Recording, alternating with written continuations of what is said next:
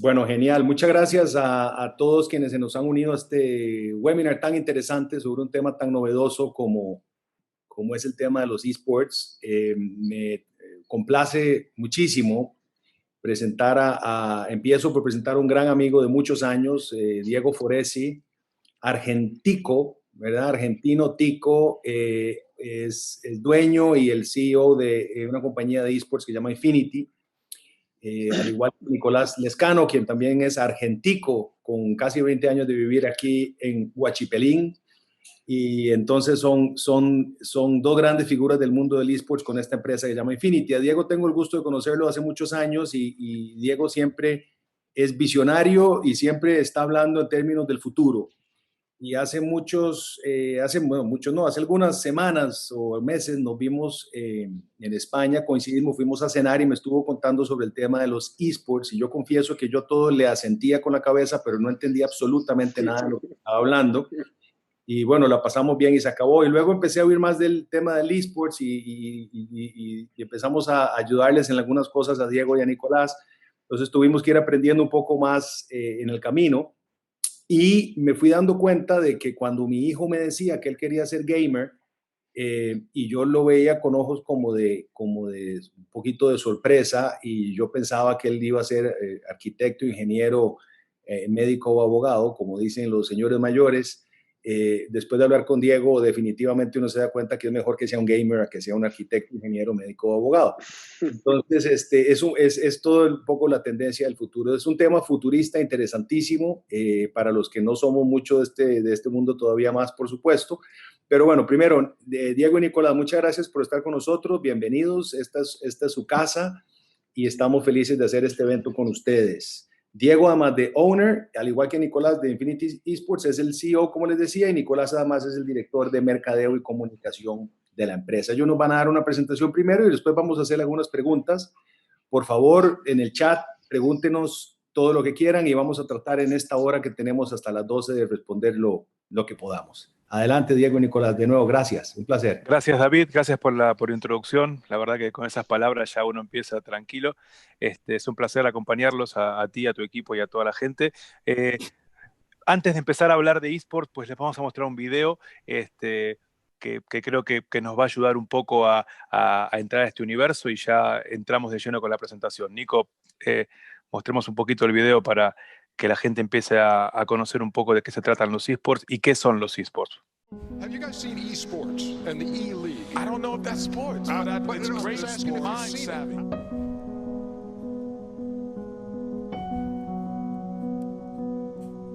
But I don't know if athlete is the right word that I would go for. You don't break a sweat? I don't consider it a sport. Oh, no, you do.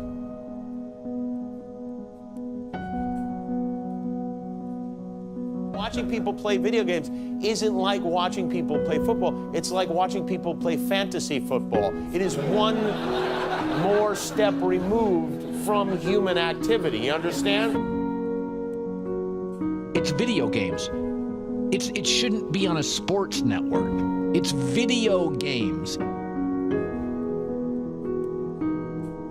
But can it truly be a spectator sport? It already is. 71 million watched it last year. They reckon it's going to, by 2017, it'll be 145 million people watching it.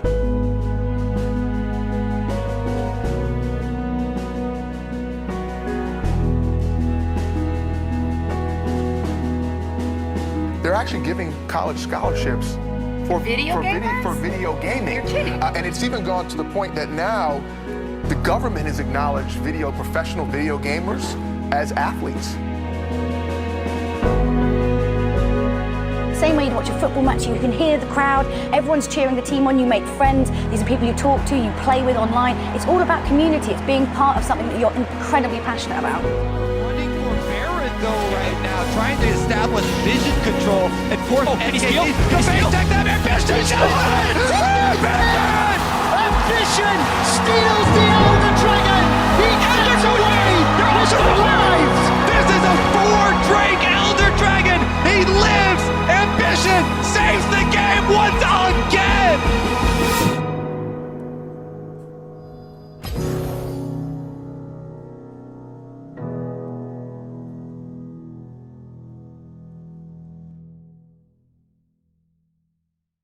Bueno, es un poco, entonces vamos a arrancar por la primera definición, ¿no? ¿Qué son los esports, ¿no? El video un poco nos ayudó a entender básicamente de dónde vienen, pero si tenemos que darle una definición específica, decimos que los esports son la pata competitiva de los videojuegos, cuando los videojuegos trascienden el living de nuestra casa y se transforman en una actividad, una industria en la cual hay ligas, hay clubes, equipos y jugadores, ¿no? Y empieza a haber competencia, empezamos a hablar de esports.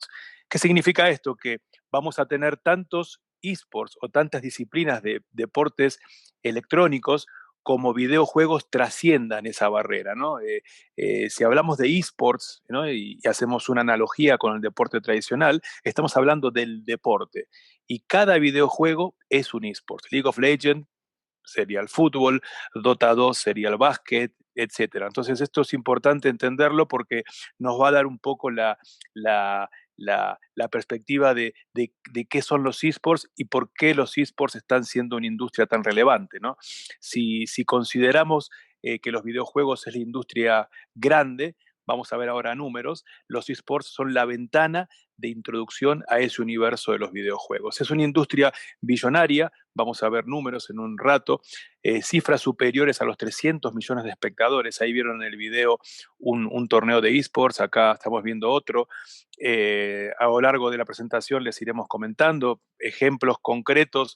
La final de League of Legends del año 2019 tuvo más de 220 millones de espectadores. Si consideramos el Super Bowl como el evento de deporte tradicional más importante del mundo, tuvo 170 millones, ¿no? Entonces, el evento más grande de esports supera en cantidad de espectadores al evento de deporte tradicional más grande, ¿no? Y esto es un dato absolutamente relevante y vamos a ver después cuáles son esos esports que generan esta cantidad, digamos, de espectadores, ¿no? ¿Por qué son importantes, no? La audiencia de los esports es una audiencia joven, diversa y económicamente activa. Vamos a compartirles un poco la demografía y el nivel académico. ¿Qué significa? Que las marcas no endémicas, entendiendo por marcas no endémicas todas las marcas que no participan del negocio de manera activa, ¿no?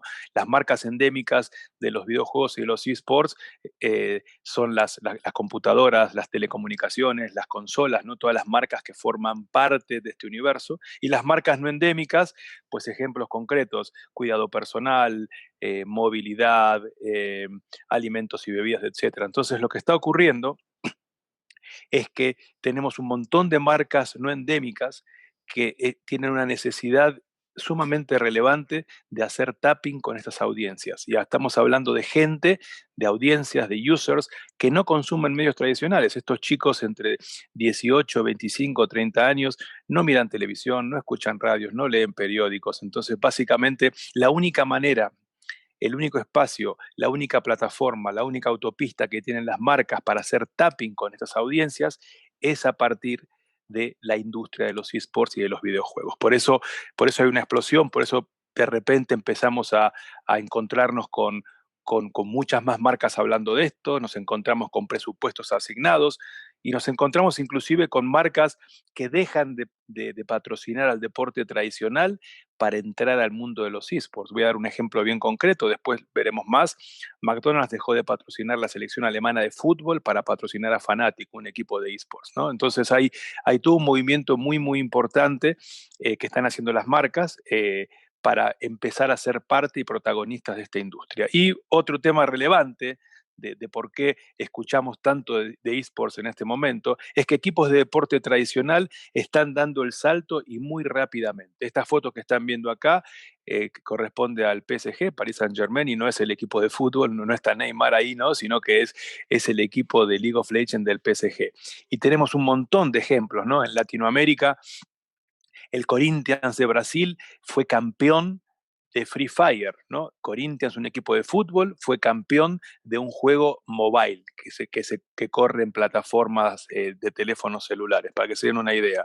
Chivas de México y acá en Costa Rica, pues muy pronto seguramente empezaremos a escuchar que equipos como Saprissa van a empezar a dar el salto grande a los esports, ¿no? Entonces hay todo un movimiento de equipos tradicionales que están empezando, por un lado, a a darles más contenidos a todas sus audiencias, pero también tratando de hacer atractivo el club, las marcas, a todas las poblaciones y a todas las audiencias menores de 25 o 30 años, ¿no? Ejemplos concretos, ¿no? O sea, difícilmente un chico de menor de 15 años aguante un partido de fútbol completo, ¿no? Básicamente no entienden qué es lo que pasa entre gol y gol, ¿no? Los videojuegos tienen una dinámica tremenda. El presidente de Liverpool comentaba semanas atrás que ellos no compiten contra el Manchester United, contra el Real de Madrid, ni siquiera compiten con Netflix ni con Disney, ¿no? Compiten contra los videojuegos, y si no son capaces que el fútbol tradicional sea un deporte mucho más dinámico, pues claramente van a seguir perdiendo audiencia frente a los videojuegos. Entonces hay toda una movida, ¿no? Hasta acá claramente, esports, pata competitiva de los videojuegos, audiencias millonarias, ingresos millonarios y una plataforma y una ventana para que las marcas no endémicas ingresen a una industria sumamente atractiva. Hagamos ahora una pequeña separación, ¿no? de lo que es videojuegos y lo que es esports. Les voy a dar algunos números sobre la industria de los videojuegos, que es la industria más grande, ¿no?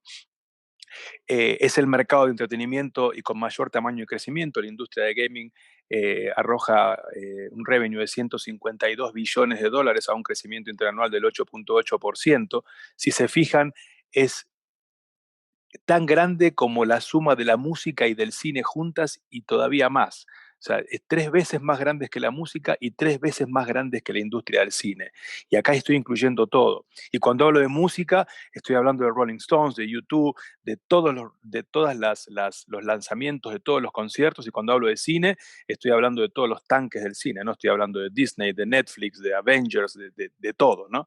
Entonces es una industria enorme, sexy, y encima crece a un ritmo mucho más acelerado que la industria inclusive del cine, ¿no? Entonces, por eso, como les decía al principio, es un mercado increíblemente atractivo para las marcas, más allá de la necesidad que tienen estas marcas, como les comenté, en hacer tapping con estas audiencias.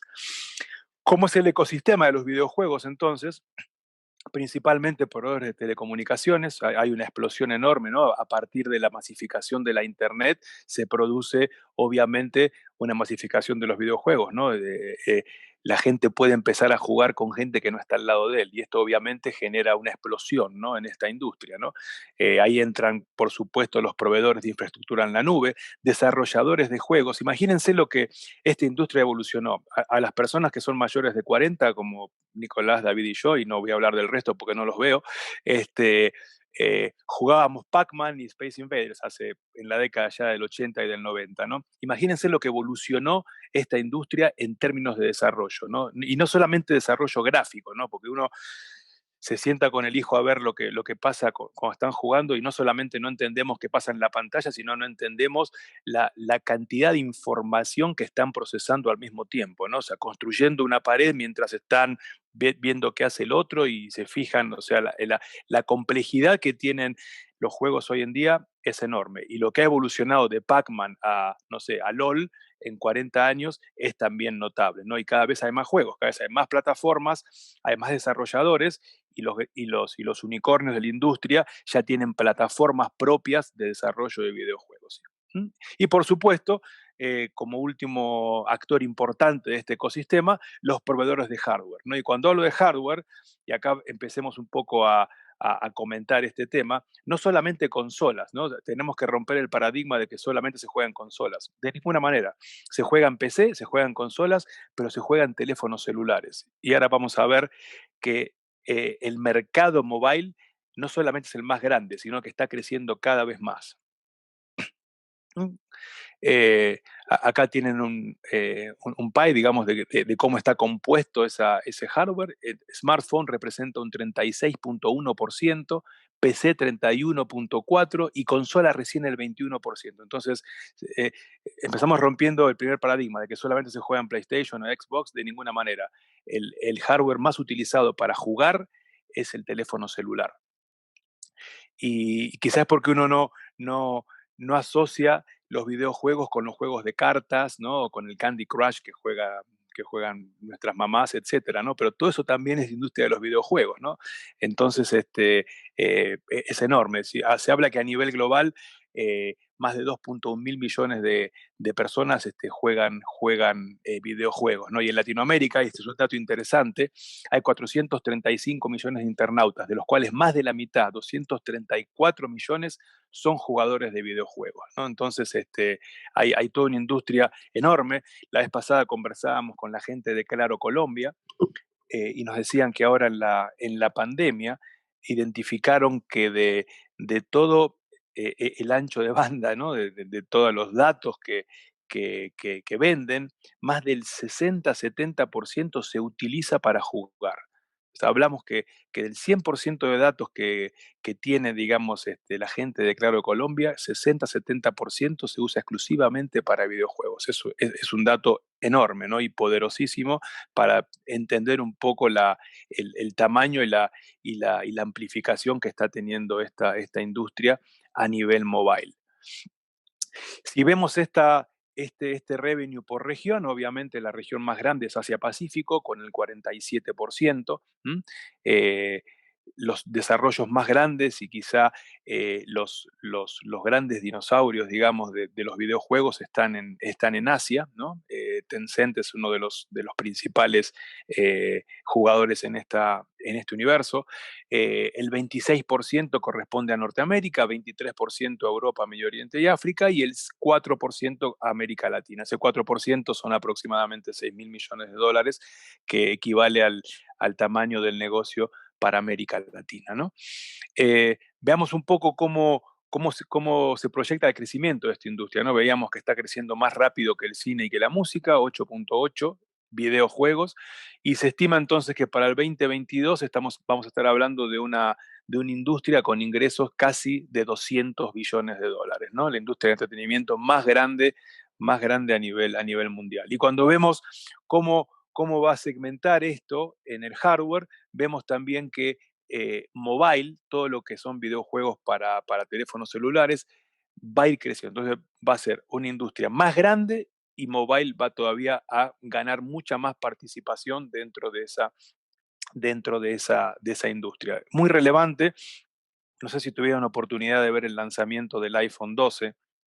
Es la primera vez que dentro de la presentación se hace una presentación al mismo tiempo de un videojuego. La gente de Riot Games, quizá el publisher más importante de los esports, fue invitada y presentó Wild Rift, que es una versión de League of Legends para mobile, y lo hicieron dentro de la presentación de Apple.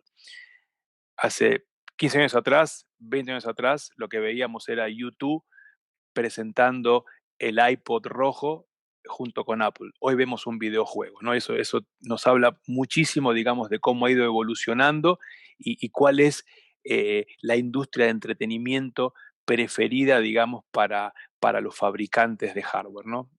Si alguno lo vio, seguramente sabe de qué estoy hablando, pero fue sumamente relevante y es un juego del que seguramente vamos a escuchar hablar muchísimo a partir del próximo año.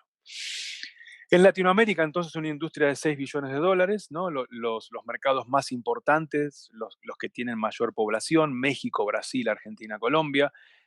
Sigue Chile, después está todo el resto de Latinoamérica. En Centroamérica es un mercado sumamente atractivo también. Tenemos números, digamos, de Centroamérica, ¿no? Pero obviamente la composición, digamos, y la segmentación corre, obviamente, para los lugares donde tenemos las mayores poblaciones, ¿no? Les decía al principio cómo está compuesto, cómo es la demografía de la gente que juega videojuegos, ¿no? Y acá tenemos quizá una primera aproximación. El 40% de la gente, o de los gamers, para ponerle ya un nombre, es gente que va de los 18 a los 35 años. El 40% entonces está en un segmento digamos, joven, como les dije al principio, económicamente activo, y muy relevante, gente que ya no consume medios tradicionales. Esto sumamente es bien importante porque esta es la llave, digamos, a la explosión que estamos viendo en este momento, ¿no? Pero si vemos en general, hay un 40% en este rango, pero tenemos muy, muy bien desparramado 20-20-20 en toda la población, ¿no? Significa que hay videojuegos para todas las poblaciones, ¿no? O para todos los rangos de edad, ¿no? Y esto es muy importante. Y si vemos la segmentación a nivel de género, también se rompe otro paradigma de que juegan más los hombres que las mujeres. Pues no es cierto, el 54% son hombres y el 46% son mujeres. Entonces hay una dispersión bastante pareja a nivel de género y también bastante pareja a nivel de edades. Sin embargo, digamos, el segmento más grande está entre 18 y 35 años. Cuando vemos el perfil de estos gamers, ¿no? Y el nivel académico, nos encontramos con otra sorpresa, que casi el 40% es gente con título universitario. Esto es lo que les da es el mote de gente que es económicamente activa, son consumidores, son users y consumers, ¿no?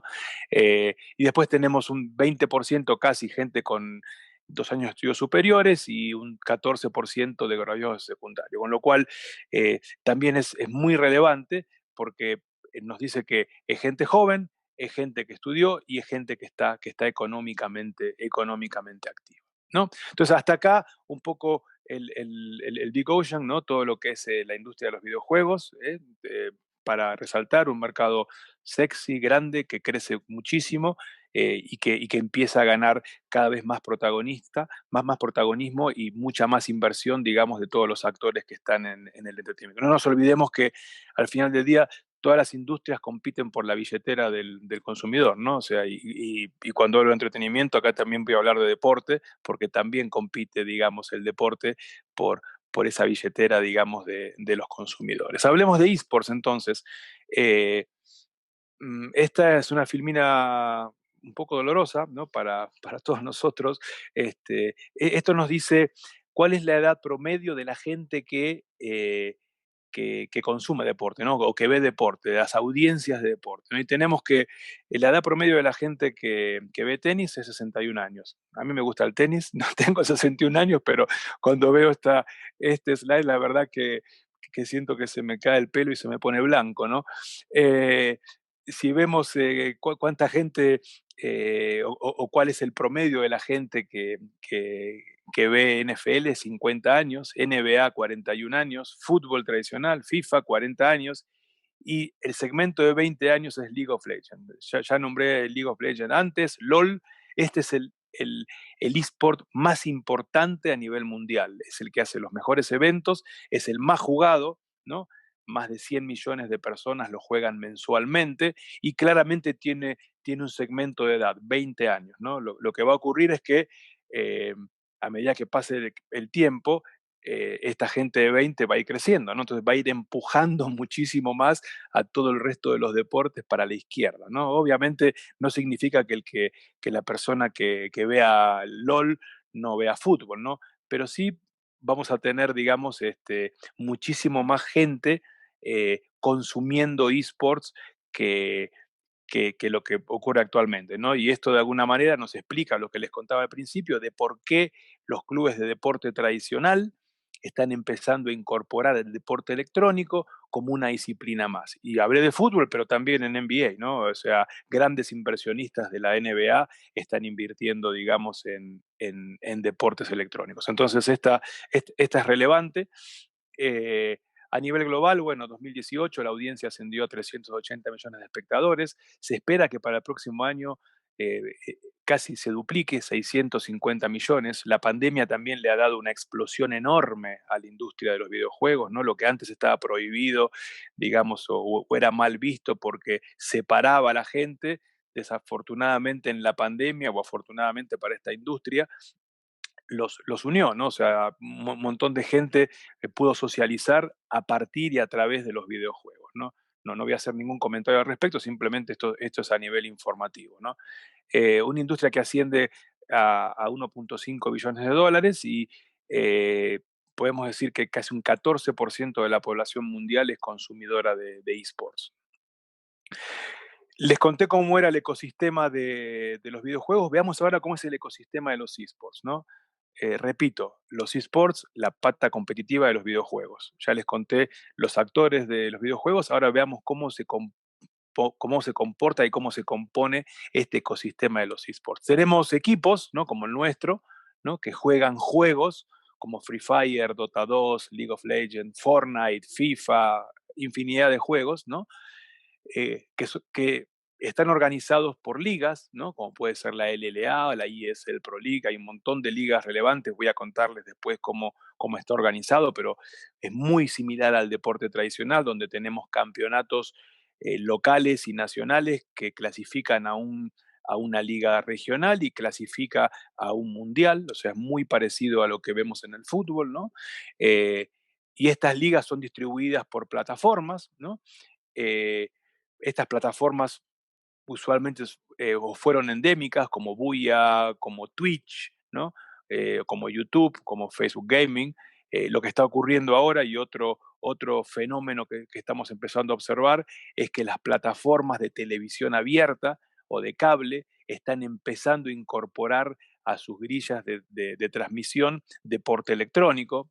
Acá ponemos TV Azteca porque fue un cambio muy importante para Latinoamérica. TV Azteca compró los derechos de televisación de la LLA, que es la liga de LOL, hace un año atrás por $5 millones y obligó a esta liga a mudarse a México. Imagínense la importancia que ha tenido esto, y así como TV Azteca lo hizo con la LLA, ya se han cerrado varios contratos, Etcétera TV en Chile, el agente de televisión nacional en Colombia para lo que es LOL, el agente de Telefe Argentina, DirecTV, para lo que es Counter-Strike. O sea, estamos empezando a ver que todo lo que es media tradicional está empezando a entrar a esta industria, obviamente, como dije al principio, ¿no?, por la necesidad de captar estas audiencias, ¿no?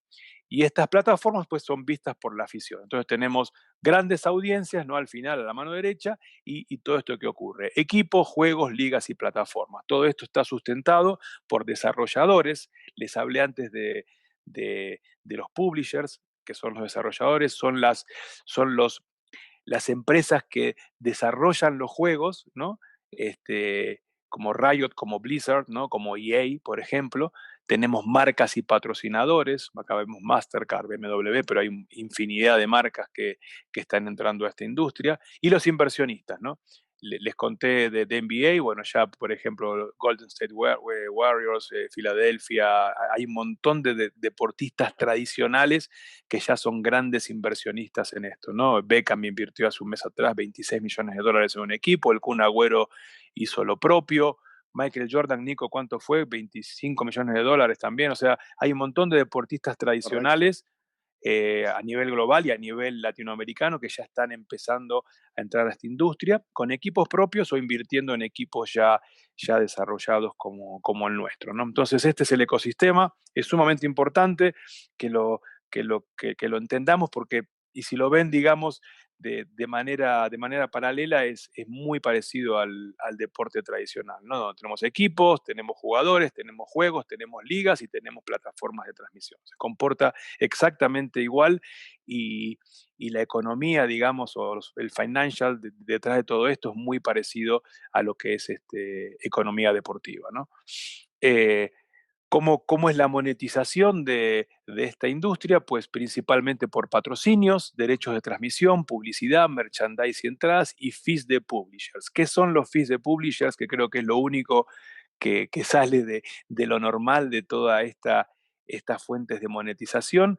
Es el dinero que pagan los publishers a los clubes por participar de las ligas. Algo así como el dinero que le da la FIFA a Costa Rica por ir al Mundial, o el dinero que recibe Saprissa o la liga por participar de un torneo. Es exactamente igual. Los publishers nos pagan a los clubes por ser parte de estas ligas. Obviamente esto ocurre en las ligas Tier 1, ¿no? O sea, estamos hablando de como si fuera Liga de Campeones, ¿verdad? Y esos fees están principalmente direccionados a todo lo que es soporte de mercadeo, visas deportivas para los jugadores, pasajes de avión. Recuerden que hablamos de una industria que es regional, que compite en ligas que se hacen en un país, con lo cual hay una necesidad enorme de mover jugadores por toda la región, ¿no? Y esto es un tema sumamente importante y es uno de los puntos críticos, digamos, que tenemos a nivel legal, que es el reconocimiento de los eSports como disciplina deportiva, ¿no? Que nos permita de alguna manera generar visas de trabajo en los países donde los torneos ocurran. Voy a hablar un poquito más adelante de esto, pero sí, como sé que estamos, digamos, con una audiencia mayoritariamente, digamos, de abogados, es muy importante, ¿no?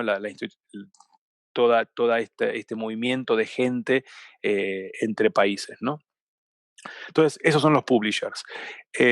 A nivel global, es una industria que crece inclusive más rápido que los videojuegos. Recuerden que los videojuegos crecían al 8.8%, los esports están creciendo en el mundo a 9%. Se estima que va a llegar a los 2 billones en el 2022, ¿no?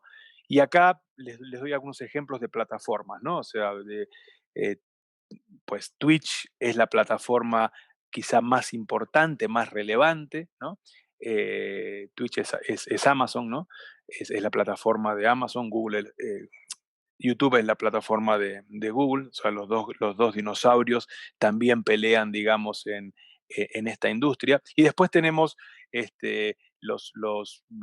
las plataformas tradicionales y después plataformas específicas. Lo que está ocurriendo también en los eSports es que hay plataformas de preferencia para el eSports, porque el lenguaje varía de eSports a eSports, así como ocurre en el fútbol, ¿no? Donde tenemos que la gente que ve polo no es igual a la gente que ve fútbol, que la gente que ve tenis no es igual a la gente que ve béisbol, pues ocurre lo mismo en los eSports. Entonces, las plataformas de alguna manera se van acomodando al lenguaje que tiene la disciplina. Booyah, que está acá, nosotros tenemos un contrato con ellos, es la plataforma de preferencia de Free Fire, que es el juego mobile más importante del momento, ¿no? O sea, y acá después podemos profundizar un poco, pero sí es importante que entendamos esto, ¿no? Que es una plataforma y cómo funciona y cómo comunica una plataforma, ¿no?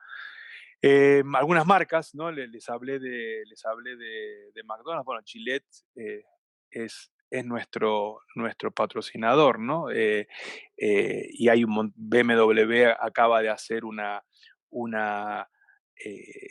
campaña enorme de patrocinar a varios equipos a nivel mundial. Mastercard, fue increíble lo que hizo en el último Worlds de League of Legends. O sea, la cantidad de value que consiguieron. La vez pasada un artículo, se lo voy a compartir a David para que los haga saber. Louis Vuitton, uno pensaría que como una marca de lujo, ¿no? Ingresa a esta industria, ¿no? O sea, ¿cómo y por qué? ¿No? Y es increíble lo que esta gente logró. Lo que Louis Vuitton hizo en eSports empezó a diseñar los skins. Los skins es un in-game purchase, o sea, básicamente son los trajecitos que se ponen los personajes dentro del juego, ¿no? Entonces, es notable, ¿no? Porque obviamente ¿cuánta gente se puede comprar una cartera, una bolsa, ¿no? de Louis Vuitton, $3,000, $5,000, ¿no? Sin embargo, se pueden comprar un skin dentro del juego que vale $10, $15. Esta gente facturó $400 millones solamente en venta in-game de un solo juego, ¿no? Y así como Louis Vuitton desarrolló la caja para la Copa Mundial, para la Copa de Fútbol, ¿no? De FIFA, ¿no? Todos recuerdan al jugador entrando con la hermosa caja de Louis Vuitton y dejándola ahí en la final del mundo. Pues los invito a que vean la caja que hizo Louis Vuitton para League of Legends. O sea, si la de fútbol es grande, la de LOL es 5 veces más grande y se abre como se abría el huevo de Alien, ¿no? En la película, como si fuera un globo, y sale de adentro la copa. Es verdaderamente notable y todo, por supuesto, en 4D y increíble. Louis Vuitton, una marca de lujo, entrando a una industria con la cual no tiene nada en común, ¿no? Nico, si querés, ¿te tenés el video de Mercedes ahí? Ok, si querés, hago un pequeño impasse acá, te dejo mostrar el video. Vamos a ver un video de Mercedes-Benz, que es una marca que pasó de patrocinar un equipo de League of Legends a comprar un equipo. Dejo acá, Nico, ¿sí? As you get older, life becomes all about following a few simple rules. Dress proper. Get a real job. Spend time with family. Dance to the beat of your own drum. Work hard. Get married. Move to the suburbs.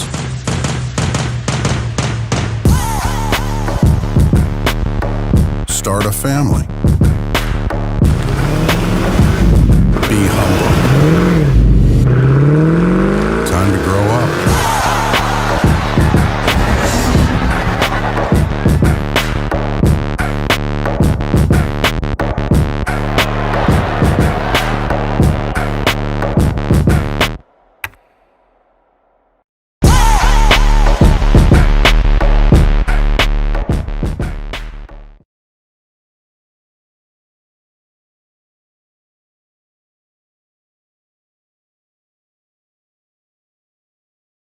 ¿Cómo están los esports en Latinoamérica?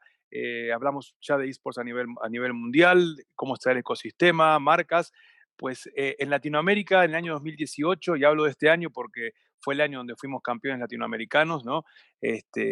Hubo un aproximado de 18 millones de espectadores únicos. Estas fotos de la final continental de LOL, jugada en Santiago de Chile, donde nuestro equipo fue ganador por 3-0, y había casi 500.000 personas en streaming y 15.000 en el estadio.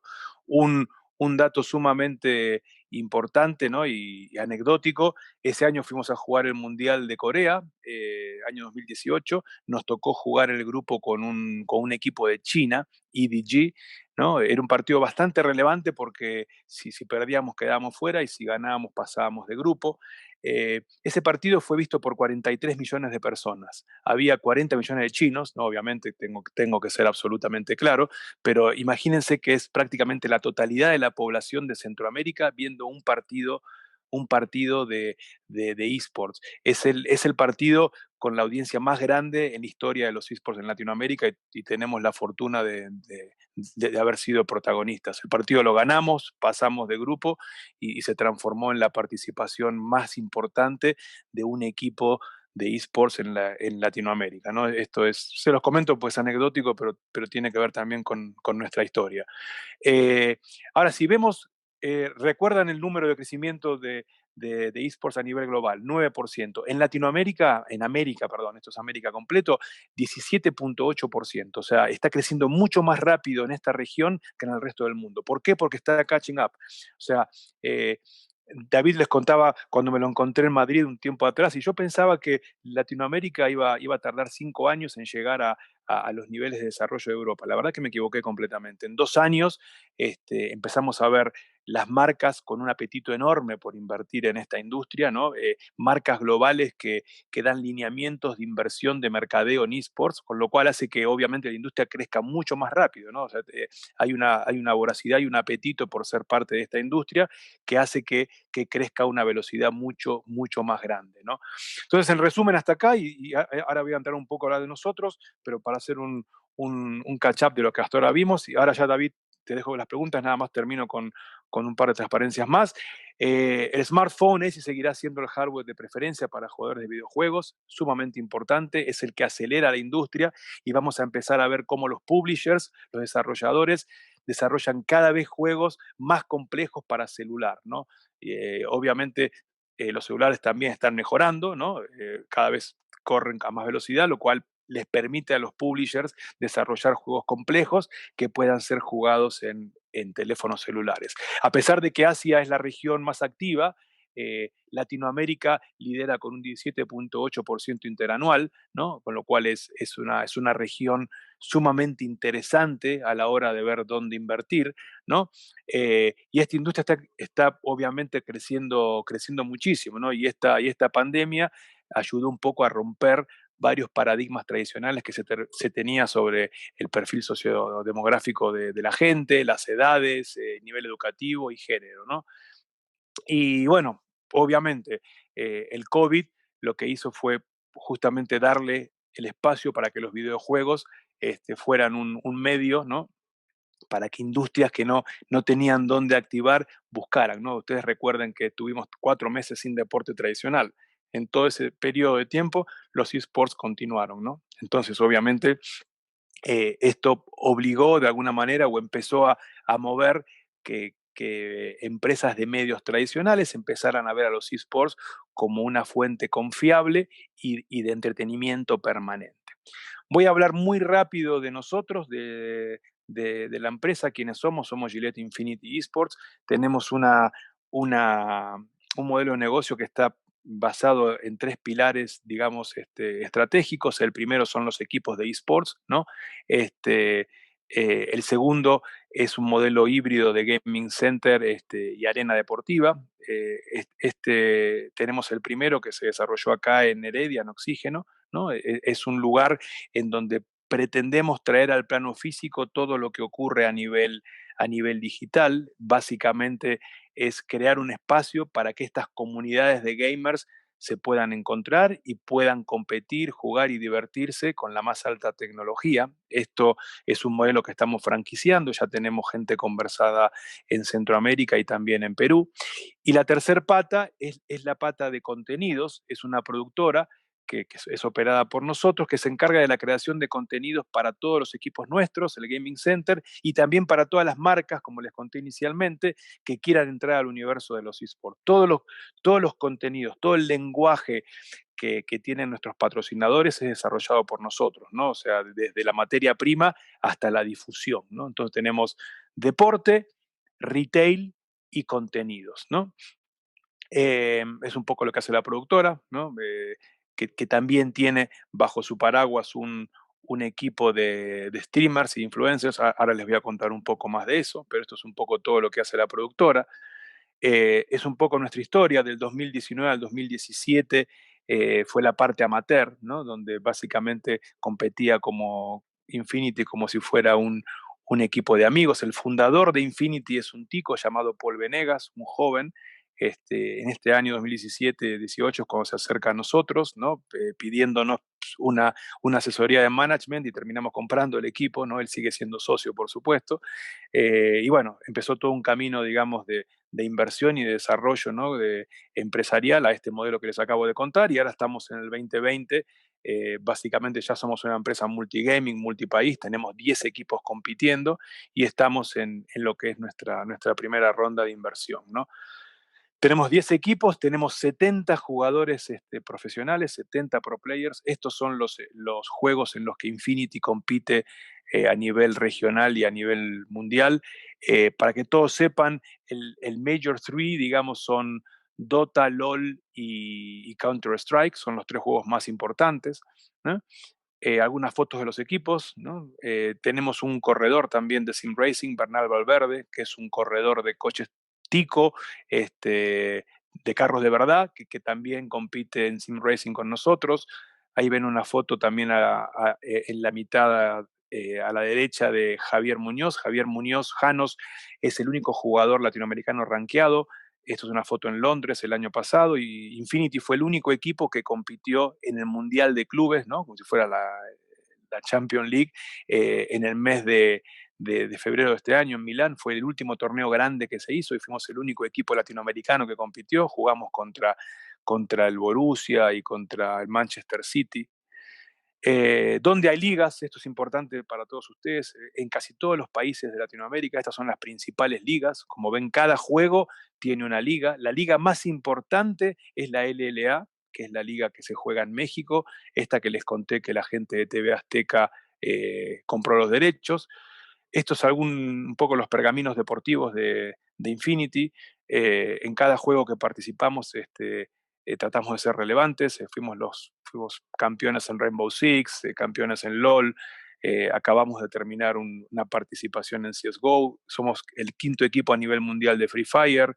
Pues nada, básicamente es importante porque tenemos toda una organización, digamos, que cobija todo lo que es la administración deportiva del club. Plataformas, voy rápido acá, Nico, después para llegar a las preguntas. Estas son plataformas, digamos, específicas del club, pero plataformas donde las marcas tienen amplificación, ¿no? O sea, todos estos torneos, estos juegos se amplifican de esta manera, ¿no? 16 millones para LOL, 34 millones para FIFA, 2.7 para Gran Turismo, 25 millones de Free Fire, etc. O sea, cada vez que participamos de un torneo de esta envergadura, pues básicamente las marcas que acompañan a Infinity tienen este nivel de amplificación, ¿no?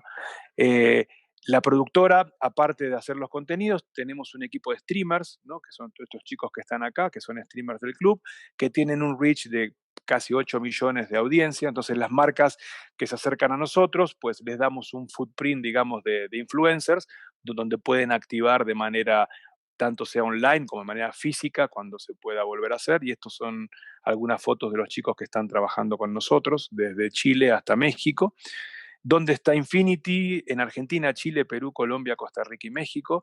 En Chile, Perú y México teníamos un gaming facility, que es una casa de jugadores. La de Chile la cerramos este año y hoy en día tenemos una casa en Perú, una casa en México, y en Costa Rica tenemos lo que es el Gaming Center, ¿no?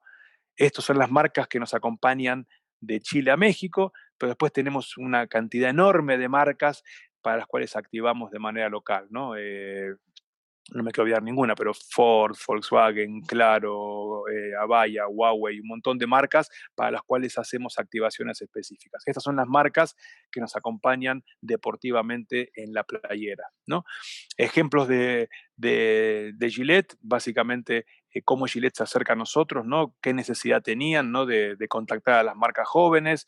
Y bueno, hicimos todo un trabajo, un due diligence enorme con ellos y hoy en día nos encargamos de toda la comunicación de Gillette en lo que se respecta a eSports. Es un caso de éxito muy, muy, muy relevante. TikTok, somos el primer club en tener una alianza a nivel global. Ya para el 2021 vamos a ser el único club a nivel mundial que tenga TikTok como patrocinador. TikTok tenía una necesidad, voy a hablar rápido de esto, una necesidad imperiosa de salir de ser la plataforma del bailecito, ¿no? Y empezar a buscar nuevos seguidores. Se acercó a nosotros, hablaron con Nicolás y creamos todo un plan, digamos, de creación de contenidos educativos, ¿no? Entonces la gente que entra a TikTok de Infinity no va a ver jugadores bailando, sino que va a ver jugadores e influencers contándoles cómo es la vida de un gamer y sobre todo explicándoles cómo se juega el juego, ¿no? Entonces es tremendo lo que hemos crecido en un mes y medio, creo que 50.000 seguidores y tenemos contenidos que tienen más de 1,5 millones de visualizaciones. O sea, ha sido un éxito tan grande que lo que se transformó en una prueba hoy en día ya es un patrocinio firme, ¿no? Ejemplos de prensa, o sea, esto lo pongo nada más, o sea, hemos estado no solamente en la prensa específica, sino que en la prensa de negocios, Expansión, Forbes, Infobae, América, etcétera, ¿no?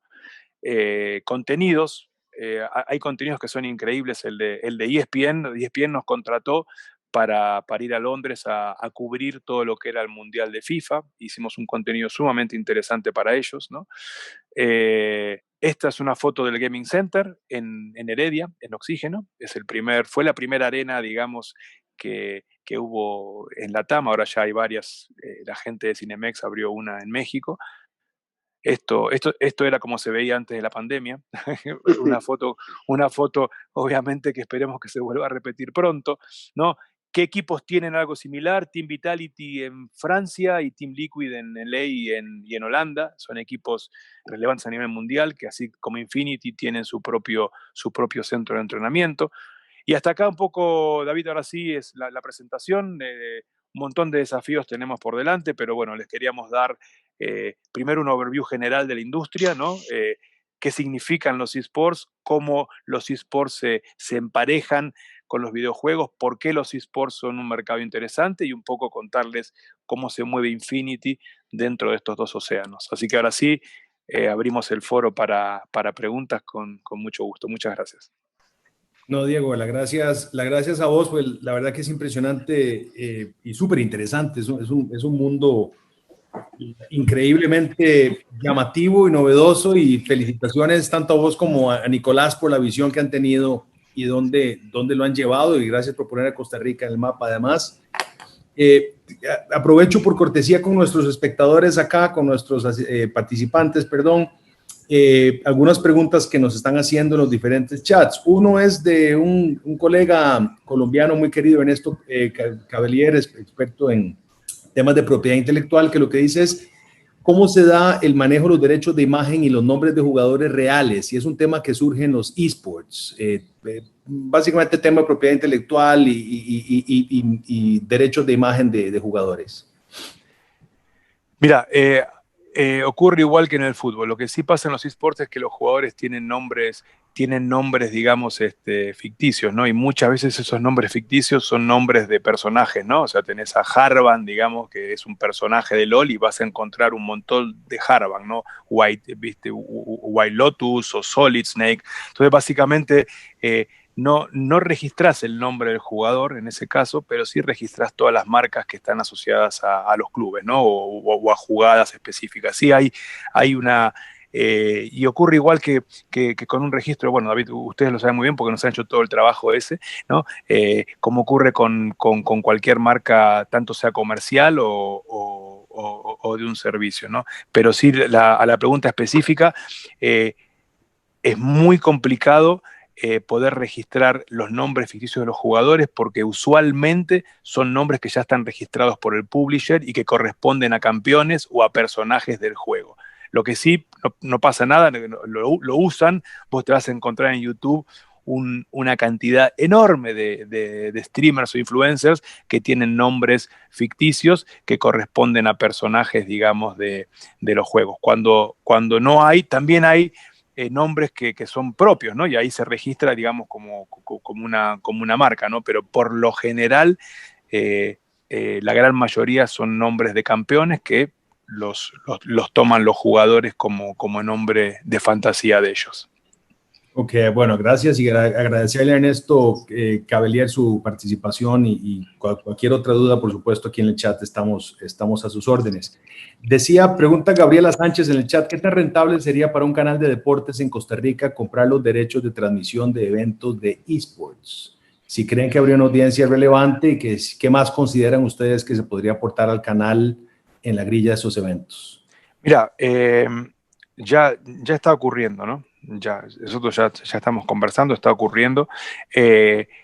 Lo que agregan los esports a los canales de televisión, y voy a responder y voy a dejarle a Nico que amplíe un poco más, es que le da la posibilidad de tener contenidos 24/7.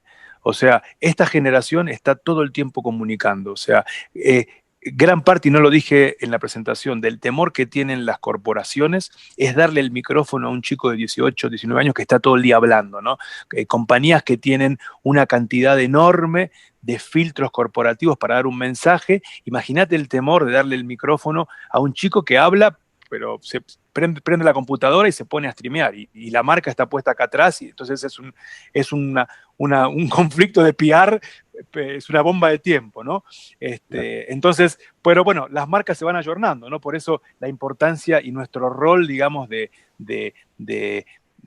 filtrar y de educar para dar el mensaje. Entonces, yendo a tu pregunta específica, sí es una oportunidad. Hay los torneos de esports corren todo el año y le dan a estas grillas, digamos, la posibilidad de tener contenidos de manera permanente. Y son comunidades muy grandes, ¿no? O sea, las comunidades propias de los esports de cada juego son enormes, ¿no? Entonces, bueno, estamos trabajando justamente para armar, digamos, desde noticieros de esports hasta la posibilidad de transmitir, como hace TV Azteca o esta gente que le conté, los torneos de manera directa, ¿no? Nico, si querés ampliar un poquito más la pregunta.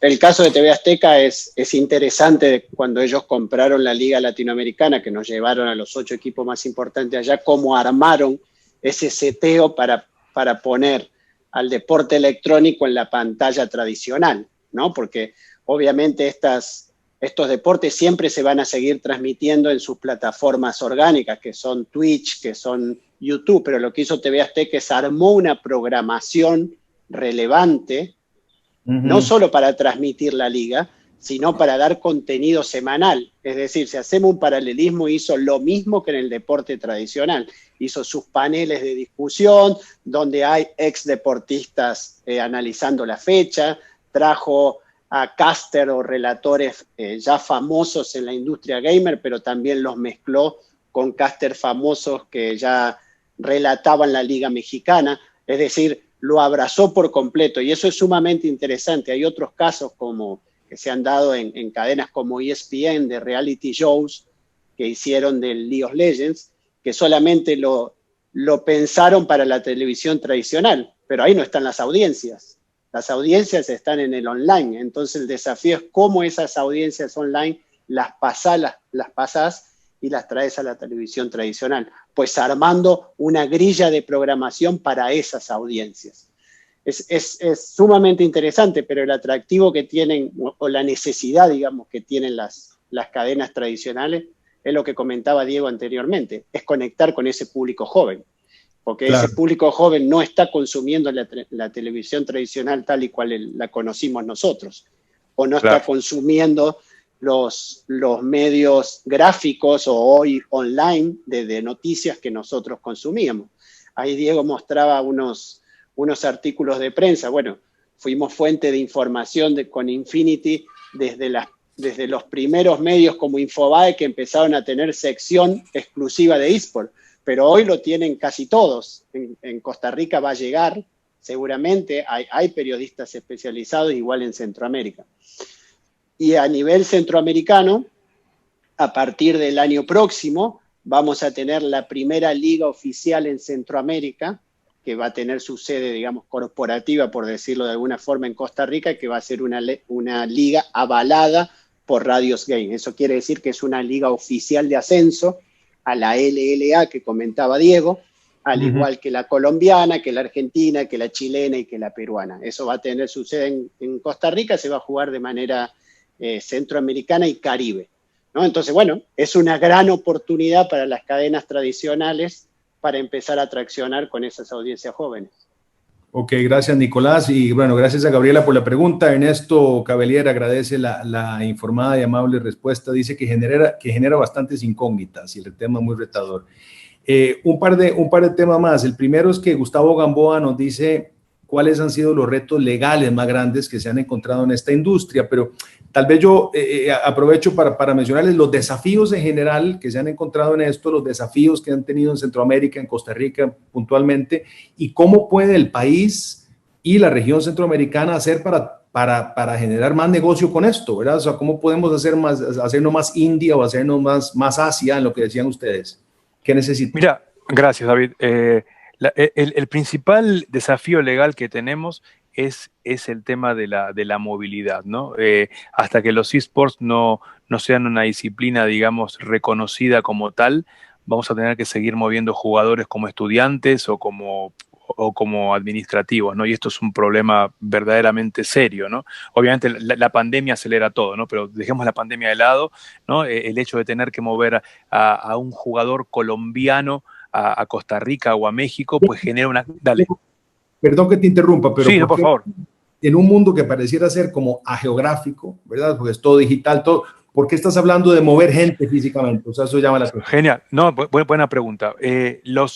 Cuando las ligas se transforman en ligas grandes, la necesidad de jugarlo es presencial. Nosotros, por ejemplo, la LLA se juega en México y los 8 equipos más importantes de la región tienen que estar en México. Los jugadores están en México en una gaming facility, es una casa donde conviven y entrenan, y tienen la obligación de trasladarse los fines de semana al estadio, como vieron en las fotos, donde se juega el torneo. O sea, las ligas más grandes tienen esto de manera en lo que es el regular season, ¿no? En la temporada regular. Los demás eSports, los playoffs y las finales se hacen por lo general presencial. Los equipos tienen que viajar. De hecho, estamos en Argentina ahora con Counter-Strike en la final de Fire League, ¿no? Que se iba a hacer en Punta del Este, se hizo en Argentina, y los equipos tienen que viajar para allá, ¿no? Tienen toda un protocolo, ¿no? de preparación y se juega el torneo. Entonces, estamos todo el tiempo moviendo gente. O sea, nosotros, por ejemplo,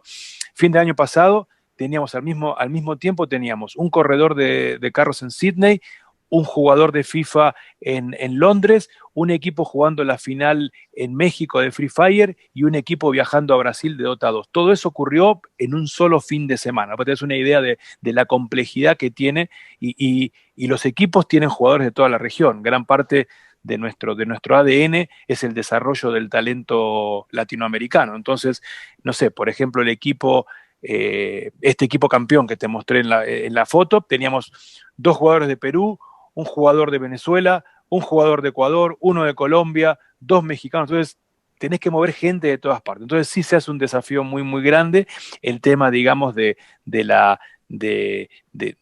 esta movilidad y cómo hacer que estos jugadores se puedan mover por la región, digamos, con contratos de trabajo correctos, ¿no? Ese es el principal desafío. Después tenés todo el desafío asociado al pago de estos jugadores, ¿no? O sea, ¿cómo haces para pagarle a gente que está afuera, ¿no? Toda esa complejidad fiscal, ¿no? De la necesidad de abrir multiempresas, ¿no? En cada país, ¿no? E integrar todo, crear los holdings, etcétera, ¿no? De hecho, ustedes me están ayudando con todo ese desafío enorme, ¿no?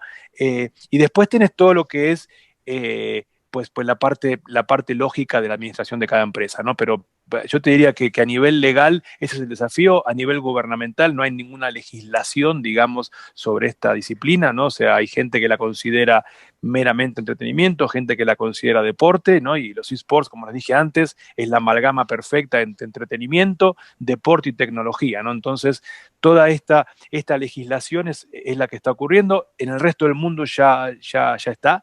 O sea, como vieron en el video, en Estados Unidos ya están entregando becas universitarias para los deportistas, y ya existe en Europa y en Asia, ya existe, digamos, la profesión de deportista electrónico, con lo cual ya, viste, es mucho más fácil empezar a hacer todo esto que te comento que es complicado. Y después todo el tema de marcas, ¿no? A tu pregunta, todo el tema del registro. Somos empresas que somos multipaís, entonces tenés toda la complejidad del registro de esta marca en todos los países en donde competís, ¿no? Eso también es una complejidad adicional. Ok, muchas gracias. Hay varias preguntas dentro de la gente que está escuchándonos. Hay varias gente del mundo de inversiones y de banca y preguntan por oportunidades. O sea, esto es un tema, ¿cómo se financian ustedes? ¿Es un momento ideal para invertir en eSports? ¿Ustedes les interesa inversionistas? O sea, digo, incluso hay alguien dice, ¿cómo los contacto para invertir con ustedes? O sea, ¿cómo ven ese momento y cuál es la oportunidad de negocio ya desde el punto de vista de inversión, financiero, socios, etcétera? Nosotros estamos, casualmente estamos en la primera ronda, ¿no? Es una ronda de siembra que estamos haciendo. Como te decía inicialmente, nuestro plan estratégico era un plan a 3-5 años. Obviamente la aceleración nos está obligando a tomar medidas de inversión importante.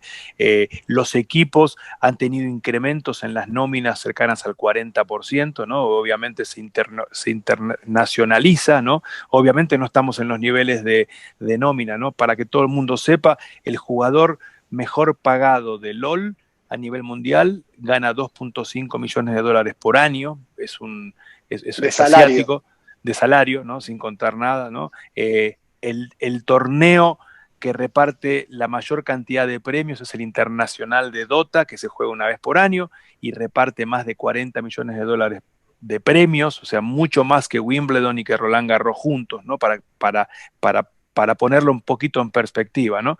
Entonces, obviamente, lo que está ocurriendo ahora es que los cupos a estos torneos globales se dan por región. Entonces hay un montón de gente que está viendo Latinoamérica como una posibilidad de acceder a estos pool prize, ¿no? Enormes, ¿no? Y están llegando. O sea, por eso la apertura que estamos haciendo nosotros. O sea, ¿dónde se puede invertir? Se puede invertir en equipos, se puede invertir en organizadores de ligas.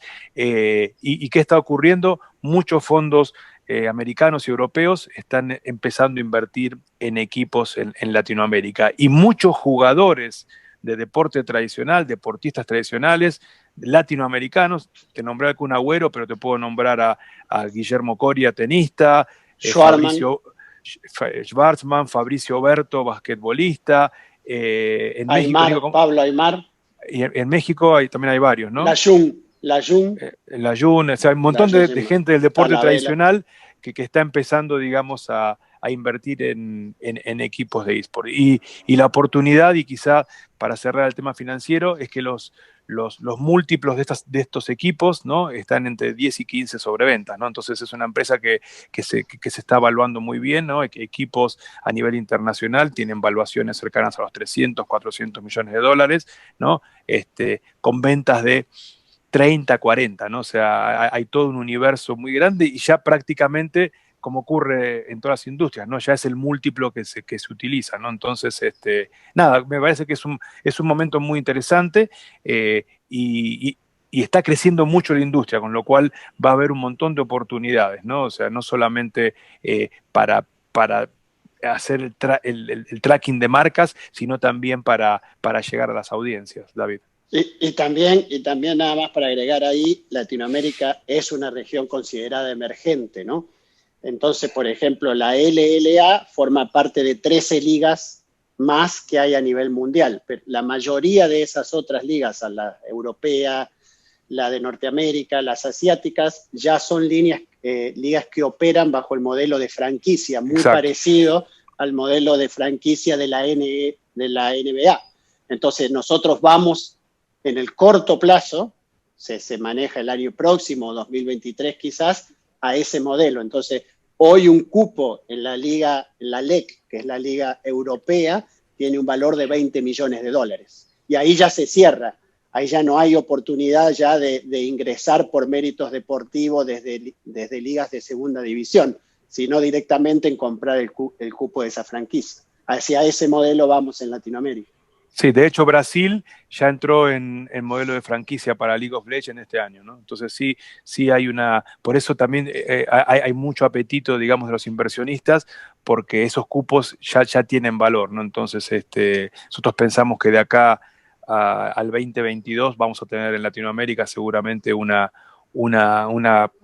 movida muy, muy similar a la que ocurre en el resto del mundo. Entonces sí, David, a tu pregunta, sí es un momento sumamente importante. Sí hay varias maneras de hacerlo y nada, nosotros obviamente anuentes a hablar con cualquier interesado, ¿no? Para guiarlo o para invitarlo, ¿no? Sí. Y ahí también estuve viendo el website de ustedes hace algunos días y el Twitter, y es impresionante porque sí, no hay diferencia entre ver el del Barcelona, el del Saprissa, el de ustedes, ¿verdad? La gente incluso en el Twitter dice, vamos carajo, o sea, digo, es muy bonito porque es muy diferente y para uno que no está acostumbrado a esto, es increíble, ¿verdad? Así es que, y tal vez si lo recuerdan el website para la gente que quiera verlo y que quiera contactarlos, ¿no? www.infinityesportlatam.com, ¿no? Y luego nos pueden encontrar con el mismo nombre, Infinity Esport, en Instagram, Facebook, Twitter, YouTube, Bulla y TikTok. Genial. Hay que estar en todas. Última pregunta, porque ya ya nos fuimos más de la cuenta, y esto da para más, así que agradecerles muchísimo, felicitarlos de nuevo. Al principio yo no los presenté con toda la filmina porque por razones de tiempo, pero decían que ustedes eran pésimos gamers, así es que ya sabemos que son pésimos gamers ambos, pero ¿cuál es el juego favorito de ustedes? Y con esto cerramos. Gracias. A ver, a mí el que me apasiona es League of Legends, que es un ajedrez, es un juego con una complejidad increíble. Es imposible entender todo lo que tenés que trabajar. Y una vez que lo entendés, es verdaderamente apasionante. Yo entiendo por qué tanta gente lo juega, porque verdaderamente es un videojuego que una vez que lo entendiste, es apasionante la complejidad que tiene ese mapa, ¿no? Así que a mí es el que más me gusta de todos en los que participamos. Y dejo afuera Sim Racing y FIFA porque esos es como ver Fórmula 1, ¿no? Pero este particularmente, porque es específico, a mí es el que más me apasiona. Sí, coincido. A nivel de entretenimiento, y es interesante la pregunta para llevarla también a otro lugar, ¿no? Porque muchas veces uno lo relaciona los deportes electrónicos muy rápido con los deportes tradicionales, con el fútbol, con el básquet, y el FIFA es muy lindo, pero es lindo jugarlo, pero es muy difícil ponerse a ver un partido de FIFA. Por eso las audiencias de FIFA de un mundial pueden estar en los 250.000 espectadores, pero la de League of Legends están en 200 millones de espectadores, porque la narrativa para ver el juego es lo entretenido, ¿no? Para ver, sin lugar a duda, LOL, para jugar, pues como amante de la Fórmula 1, el Sim Racing es lo que más me gusta y FIFA también, por supuesto. O sea que ha habido un largo camino desde Pac-Man y Space Invaders hasta esto. Llegamos, de a poco. Llegamos. Muchas gracias y gracias a todos los que nos acompañaron y por sus preguntas y bueno, estamos a sus órdenes. La mejor Gracias, de las David. Saludo para todos. Buenos días. Gracias a todos.